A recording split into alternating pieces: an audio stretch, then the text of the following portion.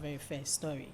Legal practitioner and a member of the Convention's People's Party, Openyin Kwame Jantwa, is of the view that reshuffling of ministers will help eliminate ministers who are underperforming. He adds that whatever the president does should be channeled towards the interests and acceptance of Ghanaians. He expressed this in an interview with Kokulumo on TV Africa's Breakfast Live morning show. Presidency, the cabinet, and the ministers, this is a secret cult. No, it's not. It's not a secret cult. No. So you ask the question, when was the last time the president did a performance audit of his ministers?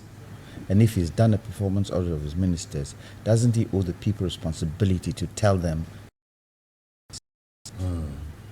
So what is his basis when he talks about, he thinks about it and he looks, what is his basis?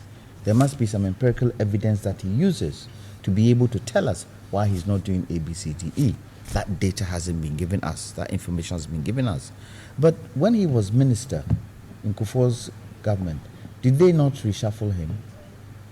Yes, he was Attorney General and went to Foreign Affairs. Yes. What did that do? What did that show him? It showed him that he was versatile.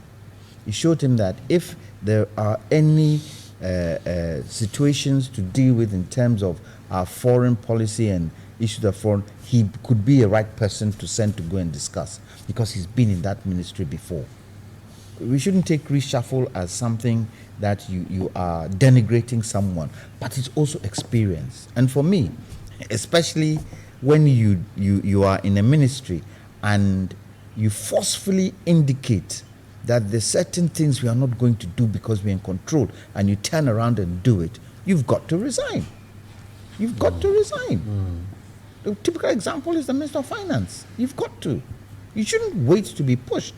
If you're not resigned, the president should reassign you because you haven't achieved what you said you achieved in the eyes of the people. And the people is where the test is. The people.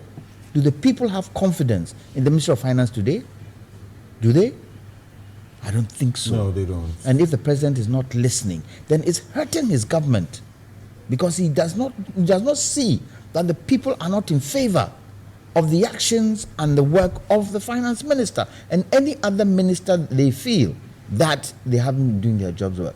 I'll end by saying one thing the president should do, and one thing the president should also realize, is that the people who put you there, you're responsible to the people, you serve the people. So if your ministers are using certain types of language that don't stand well, it's up to the president to call them and say, mind your language to the people of this country. They haven't been able to do that because there are some ministers who have used certain types of language at the people that isn't savory.